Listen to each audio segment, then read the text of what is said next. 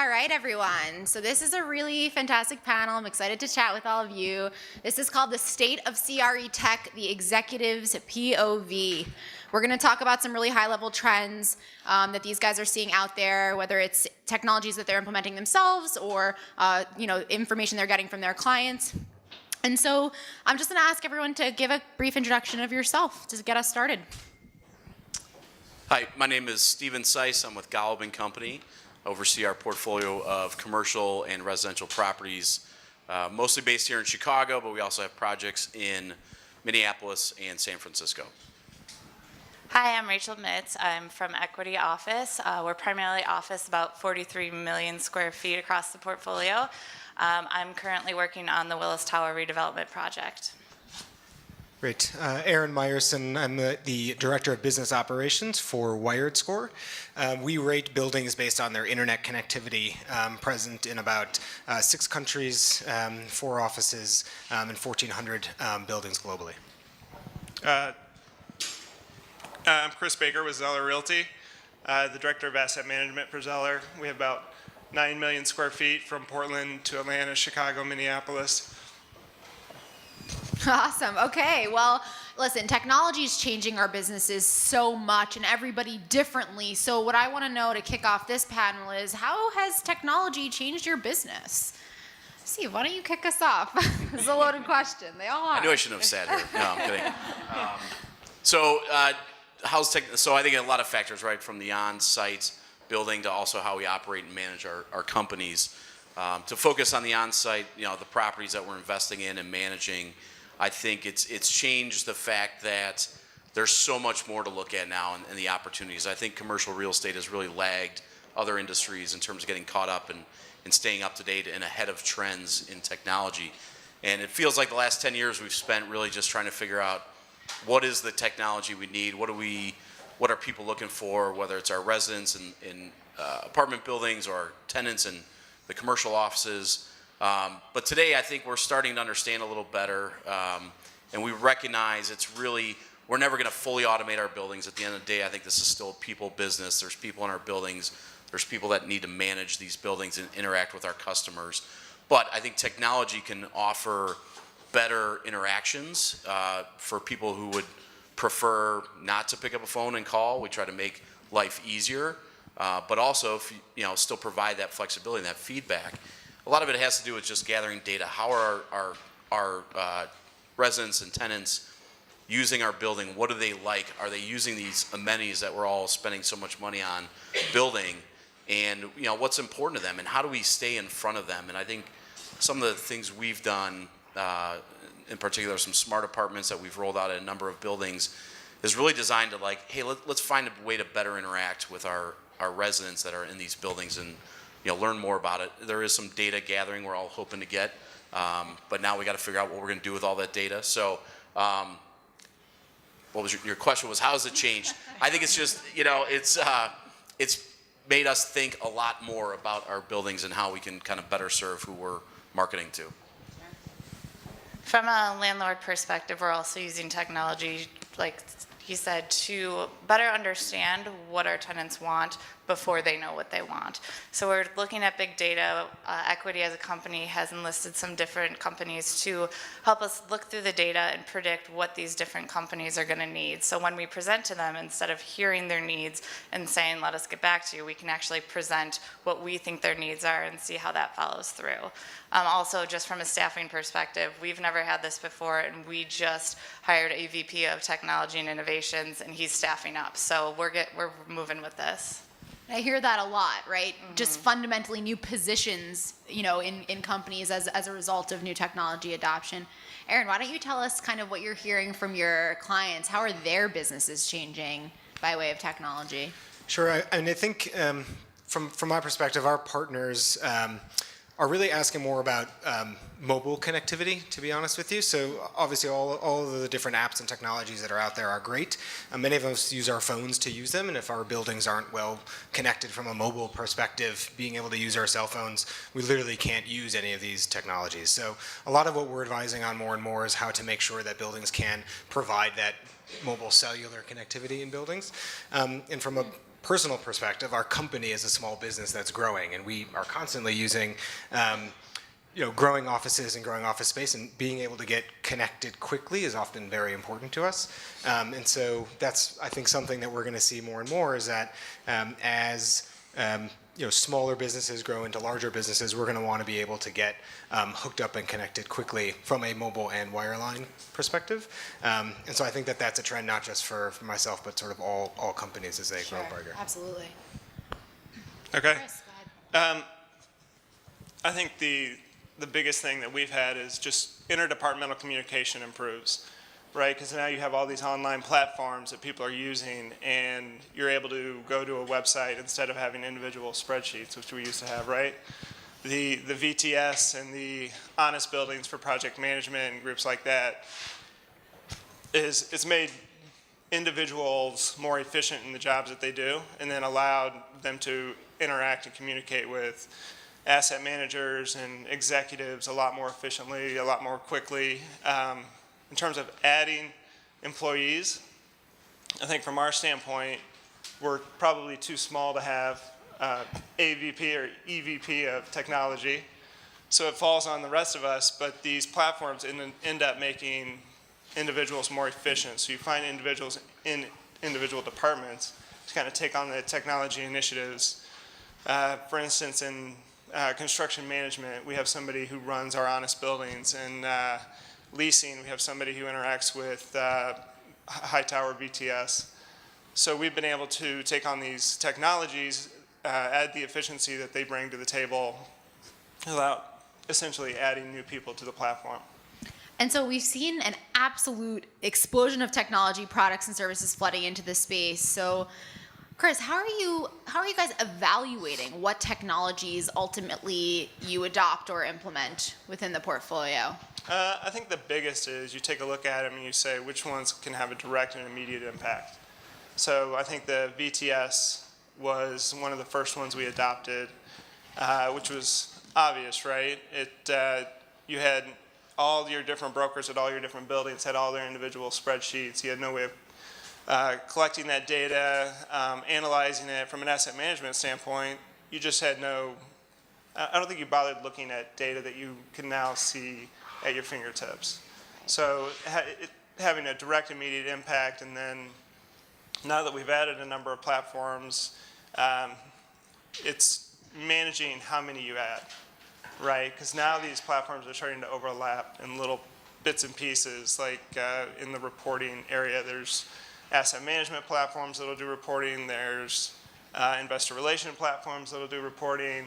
Yeah. Which one do you stick with? And I think you kind of have to rein yourself in and not add too many at once. Get one or two or three up and running, understand them, see how they benefit you, and then it kind of opens yourself up to sort of what do I need next. What else could be? Yeah. Sure. Rachel, how are you guys evaluating what technologies you're using? We're basically looking for problems that we have and what fixes it. So as we put in different technology and platforms in place, it's really hard to find that immediate return, and especially when you're speaking to a CFO who doesn't really understand the impact that technology could have because it's not dollars right away. We found it really challenging to explain to them why it's worth the investment. But one of the things we found is if you have them, bring them along and stepping stones along the way, it's a really great way of evaluating as a whole. And plus, maybe it might not be something that completely increases your cash flow, but if you don't do it, you could lose cash flow. So that's also important to keep in mind. Interesting. Stephen, how about you guys? Well, first I have to get through about 12 emails a day on new technologies and softwares. But I think similar to what has been said here, it really starts with what do we want to improve? What are we struggling with now? And absolutely the spreadsheets that we all used to keep in all these different folders, and that was kind of a natural. We use VTS as well. We've rolled out some budget programs over the past few years as well that really eliminated the Excel errors and the link issues. So I think that's how we've really tackled this. What are we doing now that we think can be better, more efficient? Staffing is a struggle. We haven't hired a technology officer or anything like that yet, but we actually did just hire a person to help with Realty, which is the backbone to so much of our accounting and leasing interactions these days. So that was kind of one piece that changed for us, and it's been a huge help. Someone who's actually an expert, is dedicated, focused. These technologies are great, but they do also take a lot of time, and you still have to manage them well and put good information into them. Absolutely, and you can't adopt everything. So, and it sounds like a lot of it comes to you guys. So without having to go out and find it yourself. So, Aaron, what are some of the kind of top priorities, and you touched on this a little bit earlier, that you're hearing from your clients as it relates to technology implementation within their portfolios? Yeah, what we're hearing a lot of is obviously there's a lot to do on the leasing standpoint, but there's a lot to do in sort of creating spaces for collaboration. Obviously a large redevelopment going on at Willis Tower, new ways to interface with the streetscape. And in spaces as well, people are creating new spaces. And I really think that it falls into three main things that we're seeing. One is around productivity. So how can we create a space that encourages productivity, which means tracking when people are in and out of conference rooms so that you can better utilize that space and be as productive as possible. The second thing is really around the environment. How can we manage the HVAC using smart sensors, using occupancy sensors in and out of buildings as people leave or come to manage the HVAC systems and using that BMS to its full potential. And the third thing is really around the experience. So looking at all of the data that we're getting from occupancy, from productivity, from all of these things, to manage the use of our spaces collectively. So can we activate or deactivate certain parts of our building at certain times based on the things that we're learning historically from the trends that we're following. So it's really about creating that collaborative space and looking at those three main things. And you work a lot in kind of the public-private partnership area. And so Correct. what are some of the changes, I guess, from one to the other or in that intersection in terms of technology priorities? I can imagine it's quite different from some of these guys and what they do in their portfolios. Yeah, so I think one of the things that WiredScore not only works on the building level and helping landlords and developers understand the connectivity and plans for their building, but how that building interfaces with the larger city. And so cities love to talk about being a smart city. We're a smart city. We have sensors. We have all this, but you can't have smart cities if you don't have smart buildings. And Absolutely. they need to be. They need to have sensors. They need to have great connectivity. And a lot of the work that we do is advising cities themselves on how to encourage proper development, how to encourage internet service providers and the real estate community to work together to sort of alleviate the pains that tenants might have about getting good connectivity in their buildings. And so that's really like a lot of the work that we do. We're talking with Chicago, we talk with Boston, London, Paris, Berlin. We advise all of these cities on sort of these are the trends of the future are X, Y, and Z, and you should be looking at those because otherwise the cities will be left behind as well. And what's amazing is that these conversations about smart cities don't already start at the real estate and the existing infrastructure. That's what blows my mind. And I think as we're, talking about technology and, we're sitting here and having these kinds of discussions, you can really feel how these conversations, the center of them really need to start with what already exists, what you guys are doing, and how it expands out to the infrastructure as a whole. Rachel, what are your priorities as it relates to technology implementation? Are you looking more at tenant-facing things, internal operations? What are you guys going for? We're kind of all over with that. Sure. So with the Willis Tower redevelopment, we're looking really closely at how we can enhance the customer experience. So whether it's somebody just coming to visit our new food hall, whether it's a tenant in the building, it's what can we do to make your day-to-day easier. So with that, it's right now we're currently exploring a chatbot with RGA, which is a different approach than most people would see. Normally they would go about a mobile app, but we've, through our studies, found that people aren't really excited about apps. If you have a work phone, you can't download it, blah, blah, blah, blah. So we're taking a different approach on that. But then from a corporate perspective, as I had previously mentioned, we're looking at big data in a way that we have never even thought about looking. So we have a group called Supernormal out of MIT that's helping us sift through all this data to actually prove our hypothesis about what we think people like, what they want, and how they're using our space. So it goes all across, and then there's the security portion too. With being a Department of Homeland Security certified building, we have a lot that we're looking at as well. So it's all over. Chris, what are your priorities as it relates to implementation? Right now, we're really focused on asset management, portfolio management. There's a lot of platforms now. They now have the ability to integrate with and roll in WiredScore data or VTS data or Honest Buildings or other platforms into the asset management to sort of get a full look at your portfolio. I mean, we're just kind of getting to that size where we kind of need a portfolio management function, but we need it without hiring a portfolio manager. So how do you do that? You do it with technology and with a new platform. So that's one of the big ones. And then in line with that is we're no longer investing with a bunch of high net worths. We're now using LPs, traditional 90/10s, and investor relations is a big one in reporting and just getting a better, more sound platform than our Word, Excel documents that we've been using for so long. Stephen, what are your priorities as it relates to tech implementation, whether it's in your residential buildings, your commercial buildings? I would say going forward, it's really project management. I think that's one thing we've been exploring a few softwares and still looking at it. And that seems to be one area where our partners are way more engaged than they were years ago. We're doing some pretty major projects. Our typical project these days seems to be north of $5 million. So that's, obviously significant. So we're seeing more interaction, more input. I think we have more moving pieces in these projects these days. They're more complex. We're bringing in new technologies, new uses, new amenities, new providers. So really something to kind of bring this all together and make sure we're communicating. One thing on information, I think everyone used to wait for the monthly report, and now people need it every week, every day. And from ourselves as we're having interaction, but our partners as well as they're talking to their investors or they're rolling up into a quarterly report. So that kind of traditional, I'll get that report in 30 days and I'll know what's going on, has gone away. So if we can find a way to really push that information out quicker and faster, that to me would be a huge help. As close to real time as possible. Yeah, to make it's absolutely real time. Yeah, I mean, yeah. and it changes that quickly, and Right. people need information. When they need it right now.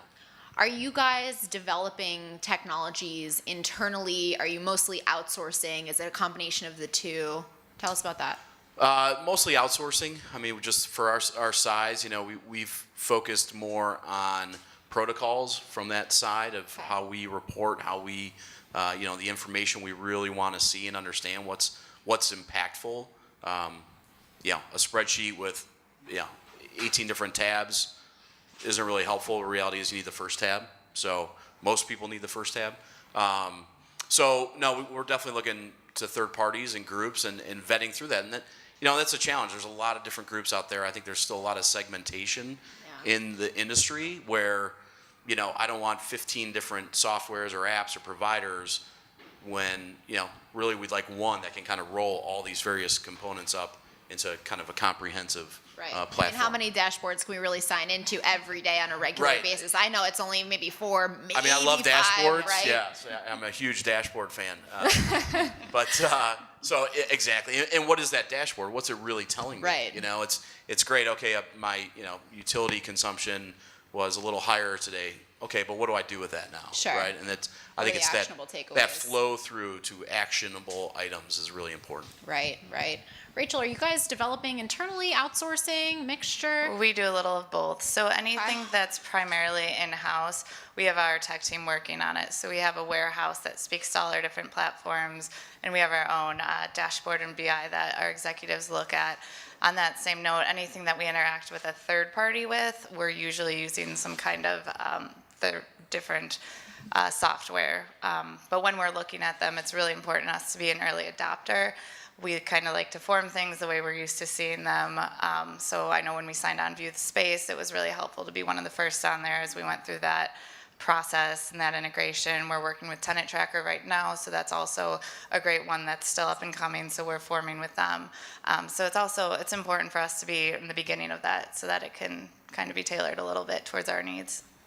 And that just kind of speaks actually to my next question. I don't want to jump ahead too much, but kind of what you look for in technology partnerships, oftentimes being one of those first or being willing to take risks will allow them to work with you in a little bit more of an agile and customizable way too. Yeah, and sometimes it's painful, sometimes it's great, but you end up getting to a product that you really can use and not just something that you have to use because you guys bought it. Right. Chris, are you guys building internally, outsourcing? No, we're similar to Golub. We're just not big enough to build any type of software in-house.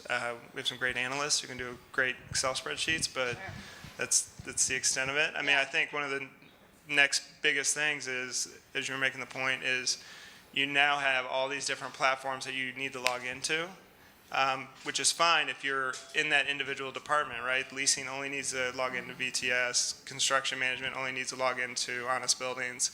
But from an asset management perspective, I kind of need information from all of them. Yeah. So who's coming up with the next platform to kind of integrate them all together? I log in once and I have access to information in all of them. I mean, Right. one of the things I know some of these platforms are doing is they're integrating themselves with each other. And I don't know if you've Thankfully. had conversations, but you know, that makes it easier to think about maybe taking on that platform if I know they're going to integrate their information into something I'm already using. Right. I hope Yeah. all you tech folks are listening out there. To that point, it's so helpful when we talk to a different company and they're like, oh yeah, we integrate with them, we do MRI, you know, you're like, okay, good. Right, right. And so, Chris, what are some of the qualities you're looking for in the technology partnerships? I think we look for a lot of things. I think the biggest is just, does it serve a need? You know, is it something we want to do more efficiently? What's the usability of it? You know, a lot of times you don't know until you get into it, but, you know, one of the big things I look for, and kind of learned this because we trialed Hightower and BTS, and then we went to Hightower, and I know they're the same. But the biggest thing was the response times. When you had issues or you needed some changes or you pointed out some flaws or errors, one would get back to you and the other wouldn't, right? But one of them had built out their Interesting. technical teams a lot better than the other one. And it was evident, right? So you would mention something to them and they would change it within a week, right? That they would get back to you. So I won't say which is which, but you know, that's a big thing for us is, you know, what's your support? How are you guys updating your platform? Are you making changes? Are you integrating with people? So that's really what we're looking for. Aaron, what are some of the qualities that the folks looking to work with you guys, what are they looking for? What are the first kind of 2-3 things that they ask you guys? Yeah, I mean, I think the folks that sort of partner with us best, I'll reframe it in that way maybe, I think are the folks, pretty much everyone on this panel, that sort of puts the tenant first. So all of the technologies that we can use is really to make our lives easier, which hopefully translates to better benefit for the tenants of all of these buildings. And that really means putting the tenant first. And from a connectivity perspective, it was oftentimes a tenant issue. You know, a tenant would sign a lease in a building, move in, and they'd have to figure out their internet themselves. With wired certification and proactive landlords, they're able to know the connectivity that's in the building beforehand, provide that information to the tenant, which hopefully makes it easier for the tenant to get connected and do their business that they need to do. And we see that in a lot of ways, from developers in New York, such as Hudson Yards, which is building one of the largest tech campuses, is using wired certification and proactively building out. Zeller obviously manages some older assets, but you still manage it very well and proactively for your tenants. Wrigley Building is a wired certified gold building, has a ton of great providers. Those sorts of proactive behaviors is what we look for and find as a great partner. Really interesting. So this next question is going to be a little bit loaded. In your experience, in what industry vertical is technology making the greatest impact right now? And it could be just really aspects of the industry at large, construction, brokerage, leasing, or it could be something very specific as, visitor management, tenant experience, or other. So, Stephen, why don't you tell us Sure. a little bit? I would say traditionally it was really on the residential leasing experience. There are a lot of great groups out there that really jumped into automating this. I can go to your website, see availability, real time, when it's available, what's my rent going to be. I can apply, I can pay my fees, I can sign my lease. Right. And then on the back end side of it too, we saw a lot of great kind of strides, and really on top of us being able to track that data, how many tours, what types of units were they looking at, what was the feedback, what were the sources that worked for us. So I would say traditionally that's probably been the vertical that's really the furthest ahead. I think lately now it is more customer interaction, visitor type management, really in terms of it's an app, apps have been around for 10 years, but real estate, they've been around for like 6 months. So we're getting there. We're almost there. And I think that's the interaction piece of it is the ease and the efficiency of putting in my work order, but even, we're working with Rise buildings and getting them rolled out, and this great feature of, hey, who's the maintenance guy? And he's great, and give him 5 stars. We're accustomed to doing that in Uber and so many other apps. Right. Why don't we bring it into our buildings? And, there's a little risk. It all made us a little nervous at first, like, oh, what if he's not great? Right. But you know what? I want to know if he's not great now. Yeah. Now we can address the problem. So I think that kind of tenant interaction piece is starting to really emerge. Interesting. Yeah, absolutely. Rachel, what do you think? The tenant tracking, I think, is blowing my mind right now. Just finding out what people are doing just simply as they move through your space, from where they came from, where they're going after, where they spent their most time dwelling. Did they go to fitness today? Did they not? What did they have for lunch? It's just the amount of different Amazing. ways of doing it. I had no idea before I took this project, but anyway, from your cell phone to facial recognition, like it's slightly creepy, but at the same token, you're learning so much about the habits and how you can improve their day-to-day life. There is a fine line between that kind Totally of agree. to Big Brother to, we're actually able to track you guys doing and it to help therefore, you. right, be a little bit more efficient and bring a level of quality to the experience that we Exactly. maybe couldn't before. Aaron, what do you think? I think a version of that, slightly less creepy, I think, is really using the smart analytics for facility management. I think that, I kind of relate to sort of BMS on steroids, where if you get a smart building, you can track people, but also you can see that occupancy dips during the lunch hour and people step out, and your HVAC can automatically find that trend and shut Right. off, or at least lower the temperature, and then raise the air conditioning back up when people are expected to come back in. And so following these trends of occupancy in a building, I think that's the trend that I'm seeing the most. And not just to improve tenant comfort or overall experience, but also to enhance the bottom line. Yeah, for energy efficiency. Yeah, 100%. absolutely, absolutely. Chris. I was going to go right there. So, our biggest thing is just the energy efficiency, right? You now have real-time data to look at your building, look how it's run. You can change it automatically. You can change it from a computer. These aren't manual systems anymore. So just being able to save energy. I mean, we have an energy contest every year amongst all our buildings in our portfolio. So it's one of our biggest focuses, and I think that's where technology's really made a big impact in real estate. Interesting. And so I want to talk a little bit more about just engagement and experience, right? It's such a high-level trend, the nature of an experience within a built environment, whether it's an office building, a residential apartment building, a hospitality building, right? Experience and the nature of just being connected through our smart devices in almost every aspect of our lives. And so, how are you guys preparing your built environments for that new level of expectation? I think it goes to infrastructure, from everything from power, data, fiber, whatever we're building into these spaces, whatever we think it is, it probably needs to be double than what we're actually building. But on that infrastructure, thank you. On the infrastructure piece, I think the smart apartments are really interesting that we're doing.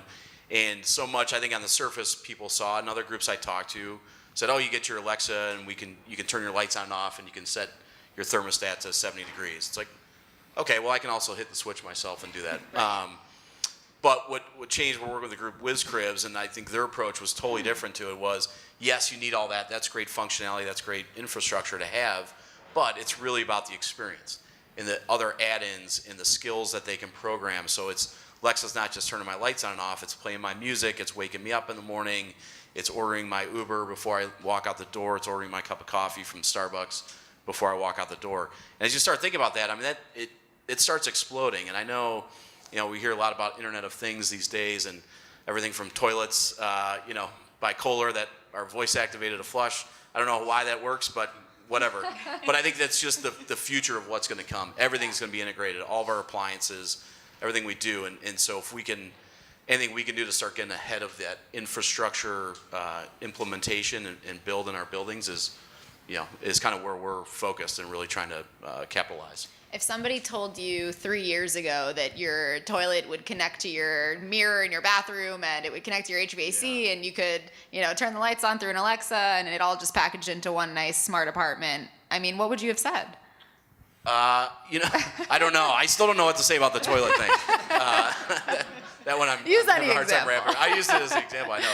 Well, it's the Jetsons, right? I mean, it's crazy. And this cartoon from however many decades ago is finally coming to reality, and it's voice activated and controlled, and so it's. Now I think we're all excited about, okay, what else can we do with that? Yeah. I mean, when are we going to start seeing this in office buildings? I mean, that's kind of right. We're borrowing a lot Yeah. from We're the working on it very multifamily soon. sector. We're seeing the trend of office buildings move more and more towards hospitality. As we've redesigned Willis Tower, when it opens in a few years, you're going to notice that it feels more like you're at a hotel rather than this huge monolithic office building. So we're moving in that trend as we're looking at the asset as a whole. So I don't know if anyone's been there lately, but we've put in over 100,000 square feet of tenant amenities that are just basically free lounges. We have a 30,000 square foot state-of-the-art gym. Granted, it's $10 a month, but it's pretty cheap to have that nice of a gym. Pretty amazing, yeah. So we're just trying to make and adapt to this, blurred lines of living, being at home, being at work, being social. So you have it all there at your fingertips with ease. I mean, a lot of what's driving that is the recruitment of companies, right? And then now we're selling that to companies. Like, you can recruit at our building because of the fitness, although I have been through your building, and I don't think anyone's going to have what Willis Tower has. But, the bar and the fitness, and it's all there in the big lounge on one floor. But you're bringing that to tenants, and you're saying, this is what's going to keep your employees here. This is what's going to bring that new young employee here, because they're going to want to work here. They're going to want to be here, hang out here. So you're bringing those amenities interactive to your building because of recruitment, which is driving a lot of this in the minds of companies that want to, when they're looking where they're going to lease their next space. Aaron, I have a feeling this question is right up your alley.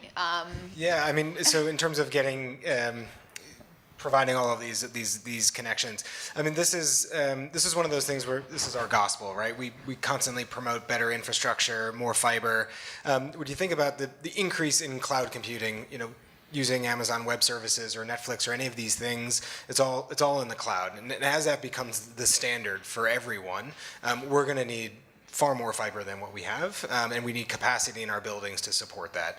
And the other thing that was coming down the pike is 5G as well. And really what that is only going to do is bring the need for fiber to come closer to the door. 95% of wireless, you're on your phone, you're on your computer, it's a laptop. Your computer's just connecting to the router. From there, it's on a fiber to the end of the world and back. So you really need fiber all the way up.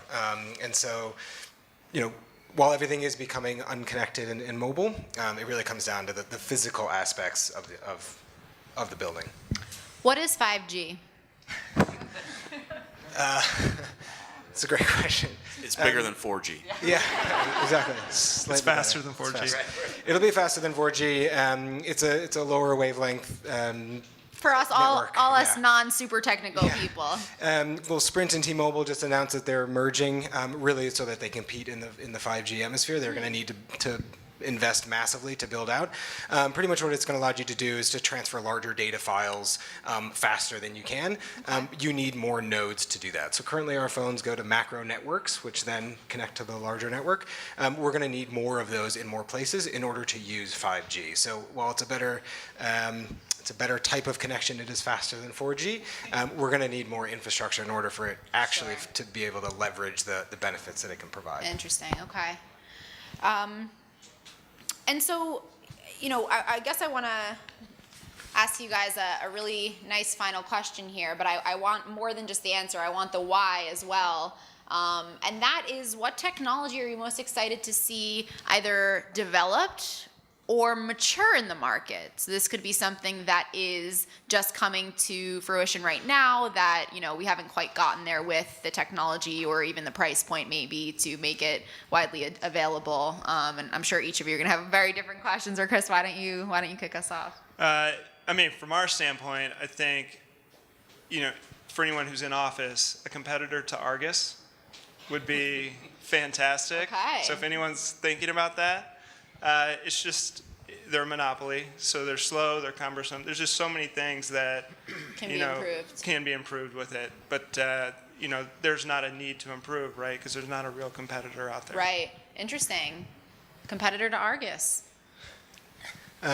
I'm going to say augmented reality for two reasons. One, for the tenant benefit of being able to sort of put on their goggles and see what this space could look like once they fit it out. I think that's super valuable. And the other thing I think is actually for facilities management, being able to see the utilities behind the walls. You could imagine that once this entire space is fitted out and everything's covered, could I put on my augmented reality glasses and see all the pipes and tubes and things so that I can directly address issues that are going on in my building? For me, it's artificial intelligence and machine learning to see how all this data can actually produce things for us that can help make our lives a little bit easier, make us smarter, and anticipate our needs.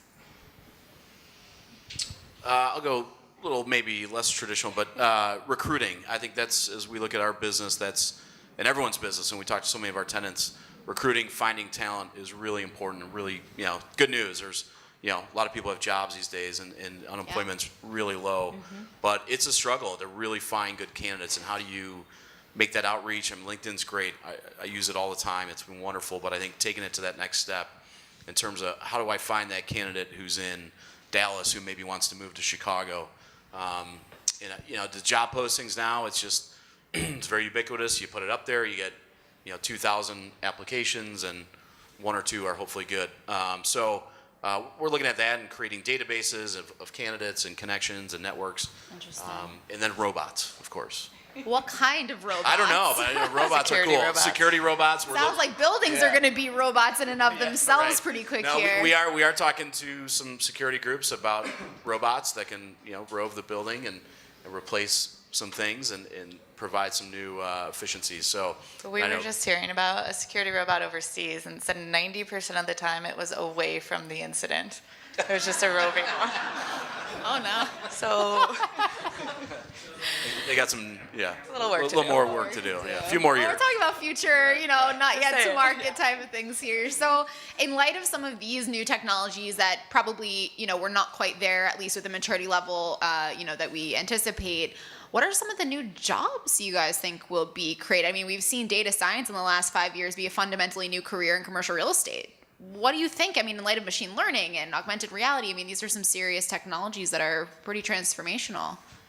Yeah, we have project managers, we have property managers. I think we're going to have software managers, really, that manage the technology, whether it's technology manager, whatever we're going to call it. But I think you need someone. A lot of these softwares, I think they require, none of them is turn it on and then walk away.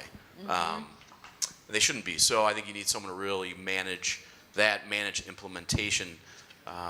Implementation is a burden to us, to be honest with you. And the partners that we like and we've been successful with are the people that really take that process and own it, because it's all about how's that first experience, right? Whether it's a tenant or resident moving into our building, that's their first experience. We want to make sure that is positive and as wonderful and as seamless and efficient as possible. And it's the same on the software side. And we get very frustrated, and your perception changes throughout if it's a struggle to get up and running. Why aren't they responding? Why aren't they, they told me they'd do it all, and now here we are, we're trying to figure it out. So I think that software management and evaluation type position will really is the new one to come.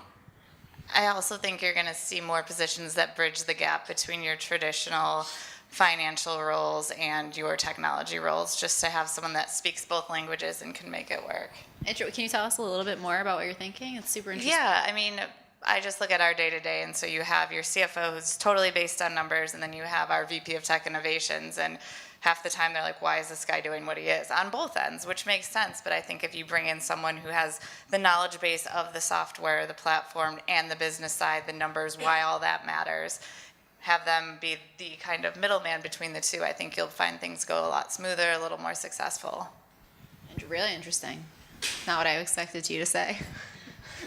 I think I would say around maybe not new positions, but retraining some. So from a facilities management perspective, as I mentioned, I think there's a lot of retraining to do. Property managers know their building inside and out. They might not know how to use the new systems that manage all of the equipment in their building. And so sort of retraining the existing property management and engineers in the building so that they can leverage the systems that landlords are investing in, I think will be really important. No, I hear that all the time. And what happens if it breaks, especially with the physical building technology? Who's there to fix it? So really, really interesting. How about you, Chris? What do you think? I think the biggest thing is when you're sort of, I don't know if you call us mid-size, we're kind of like Golub, but you will have to hire somebody, or we'll have to hire somebody at some point to manage the software and the platforms that we're bringing on, and to continue researching what should we be looking at, what should we be implementing, who should we be talking to.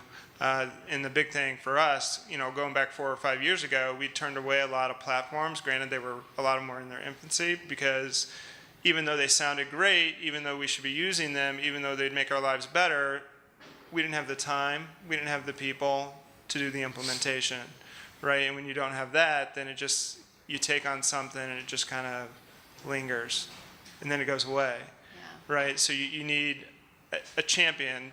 We got to a point where everybody was switching over, so then we kind of took a foothold in a couple of them, and now we're looking at a lot of them. But at some point, we'll need somebody to manage all those platforms, and who has access, who doesn't have access, how do they interact? Is there a platform out there that can consolidate, or what have you? But maybe we're teetering on that point, but not quite there yet. Sure, yeah, absolutely. I'm always really surprised about what comes out of these panels and what I learn, and you guys always surprise me with what is interesting, what's a priority. It's never quite what we expect. I hope you guys all learned a lot from this panel. I want to say thank you so much to all of you. We are going to move on to the next panel. Thank you, everyone. Thank you, guys.